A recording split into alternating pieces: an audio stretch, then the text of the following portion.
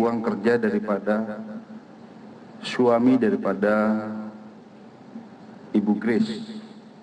Ya. Nah, dari file ini kita bisa membuka lebih besar lagi, dan ini merupakan petunjuk yang penting buat kami, dan kita padukan dengan surat yang kami temukan juga di kamar daripada Ibu Grace. Dari kedua surat yang ada di kamar maupun yang ada di file ini, ternyata ini ada kesamaan walaupun konteksnya berbeda. Isinya adalah curhat, keluhan-keluhan tentang yang terjadi di keluarga ini. Ya, nah ini nantinya akan didalami oleh psikologi forensik. Ya, ke belakang akan didalami, kemudian juga hubungan antar keluarga daripada dua orang ini, Ibu Grace dan anaknya, dengan keluarga inti. Ya, nanti akan diteliti oleh psikologi forensik. Ya, apakah ini yang menjadi motif, kemudian mempengaruhi sikap batin sehingga terjadi peristiwa ini, kita juga belum tahu. Ya. Nanti kalau kita sudah ini, kita akan mengarah, jangan-jangan ini ke salah satu kesimpulan atau bunuh diri atau lain, belum tentu. Ya. Kemudian rekan-rekan sekalian, kita juga menemukan, ya, di TKP ditemukannya jenazah ini 2 buah senter dan 2 buah dupa yang berisi bebatuan. Nah, ini yang akan kita teliti kembali ke laboratorium forensik, apa jenisnya ini. Ya. Kemudian juga kita secara deduktif, kalau tadi secara induktif ya, secara deduktif ke tetangga-tetangga dan juga keluarga inti, ternyata memang ini keluarga cukup tertutup. Ya. Kemudian juga dengan keluarga inti ini terakhir bertemu pada saat tahun 2011, adiknya dan sebagainya. Dan terakhir berkomunikasi hanya bertang berapa bulan yang lalu. Jadi memang ini hampir sama dengan kejadian Kalideres ya, dengan keluarga inti jauh, kemudian anaknya ini juga belum menikah, sama seperti Kalideres, umur 38 tahun belum menikah. Ya, dan kami dari penyelidikan deduktif ini cocok juga dengan hasil digital forensik ini ya, untuk cari timeline-nya kira-kira kapan waktu kematiannya. Kalau dari hasil penyelidikan deduktif, kami periksa saksi dari pengantar galon, ya, itu pada tanggal 25 Juli itu masih menerima galon. Karena memang ini keluarga itu cukup saklek. Ya. Jadi kalau galon nggak diantar jam 8 ke atas tidak akan diterima.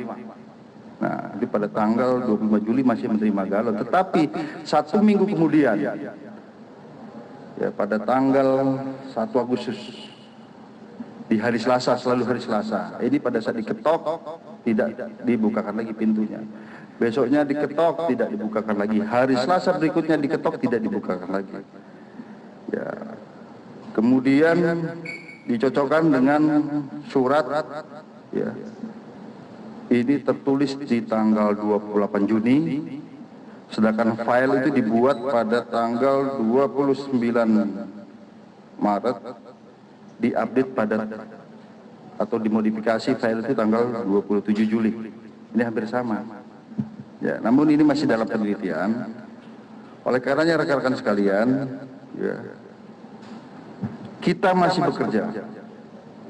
Tim daripada laboratorium forensik sedang menganalisis olah TKP yang sudah dilakukan sekali, 2 kali, bahkan nanti akan kita adakan lagi olah TKP lanjutan. Sampai kita benar-benar yakin apa yang terjadi di TKP ini. Ya. Termasuk yang terakhir kemarin bersama Kabidokes, kita cari lagi. Kok sampah di luar nggak ada, ternyata ada sampah di dalam ditemukan sisa makanan, termasuk roti yang masih utuh. Ya. Nah ini sedang kita teliti. Nah kemudian sampai sekarang tim laboratorium forensik tetap bekerja, ya, menganalisis apakah ada jejak-jejak orang lain di luar dua jenazah ini sebelum kejadian yang dimungkinkan, apakah ada tindak pidana lain sebelum terjadinya ini, kita masih dalam juga. Ya. Termasuk ya, apakah di seputaran TKP ada racun, termasuk di tubuh jenazah ini ada kandungan racun. Nah ini sampelnya masih diteliti oleh lapor. Dari kolaborasi interprofesi ini, ya, yang sedang bekerja ini, Asosiasi Psikologi Forensik bekerja secara retrospektif, otopsi psikologi untuk mengetahui motif, ya. Kemudian dari kedokteran forensik ini juga sudah sedang meneliti, mungkin fase-fasenya akan dijelaskan oleh Kabid Dokes nanti, ya. Yang didukung oleh laboratorium forensik, yang nantinya muaranya, ya keempat kemungkinan tadi. Yang pertama, apakah ini mati alamiah, natural, ataukah ini accident, kecelakaan, ataukah ini suicide, bunuh diri, atau homicide, atau gabungan di antara beberapa indikasi ini. Ya, ini berbagai kemungkinan, bisa saja yang satu bunuh diri, yang satunya dibunuh, kita nggak tahu. Ya, ini sedang didalami, oleh karenanya kami mohon bersabar, kita kedepankan scientific crime investigation. Tidak boleh ada mindset dalam penyidik, dan tidak boleh penyidik terpengaruh oleh opini-opini apapun.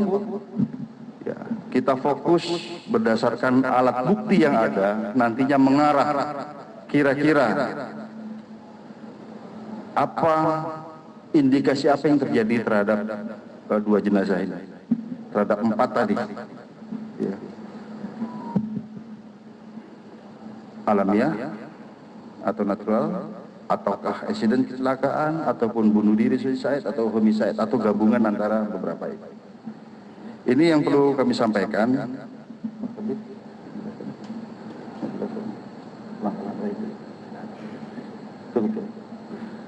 Setelah ini Pak Kabid Dokes akan menjelaskan langkah-langkah ilmiah yang dilakukan oleh kedokteran forensik, ya, sehingga membutuhkan waktu yang cukup panjang, sehingga nantinya akan kita simpulkan daripada hasil penyelidikan kita. Dari sisi kedokteran forensik akan dijelaskan oleh Pak Kabid Dokes. Kami persilakan. Terima kasih. Assalamualaikum warahmatullahi wabarakatuh. Yang saya hormati Pak Direskrim Pak Kasubit Jatantras, kemudian dari Humas dan rekan-rekan media sekalian, bahwa tugas pokok dari kedokteran forensik adalah berkaitan dengan korban atau hal-hal yang terkait dengan korban. Jadi kami TKP pertama pada tanggal hari Kamis itu pertama adalah melaksanakan olah TKP aspek medis khusus pada temuan jenazah. Ini kan kebetulan jenazah adalah unwitness, ya. Ada temuan jenazah di dalam suatu ruangan yang tertutup, yang kondisinya sudah sangat membusuk lanjut, dan beberapa bagian terjadi skeletonize. Jadi tugas kami adalah menentukan ini berapa individu, identifikasi seperti apa, dan itu memerlukan proses. Kemudian kami melakukan pemeriksaan yang nantinya untuk menentukan identifikasi itu kita pastikan benar nggak ini adalah si A dan si B. Kemudian berapa lama saat kematiannya, jadi time scene of death. Kemudian ada tidak kekerasan yang pada tubuh korban tersebut. Kemudian sebab akibat lukanya, apakah ada kekerasan tumpul tajam atau kekerasan kimia yang lain sebagainya. Kemudian wajar atau tidak itu meninggalnya dua korban itu. Kalau dia wajar apa, kalau tidak wajar apa. Kemudian kami juga melakukan olah TKP kedua berkaitan dengan profil korban ini, profil dari sisi medisnya. Kemudian habitnya juga kita juga perlu tahu, karena kalau dia natural atau mati wajar, apa penyakitnya kita dari dari pemeriksaan di TKP tersebut, sehingga prosesnya cukup panjang. Kami kalau tadi sampaikan Pak Dir, kita bisa olah TKP ulang mungkin terjadi, karena kami juga melakukan meneliti rekam jejak, rekam medisnya dari korban ini. Kita cari dari statusnya di BPJS, bagaimana dia punya dokter pribadi atau rumah sakit rujukan atau tempat dia melakukan pengobatan. Kemudian kami juga mengalami kesulitan juga karena sudah lama tidak kontak dengan keluarga, sehingga kami juga perlu waktu. Sekarang ini dilaksanakan pemeriksaan, sudah selesai dengan otopsi lengkap sudah, kemudian pemeriksaan untuk identifikasi, kami sudah melakukan pencocokan DNA.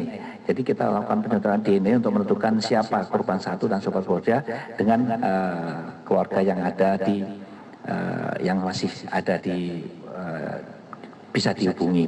Kemudian menentukan time death ini sedang berproses karena banyak faktor yang mengaruhi, karena di situ ada ruangan yang tertutup, kemudian sangat panas, ini musim kemarau, jadi ada beberapa yang perlu dipertimbangkan, diperhitungkan untuk penghitungan time of death-nya.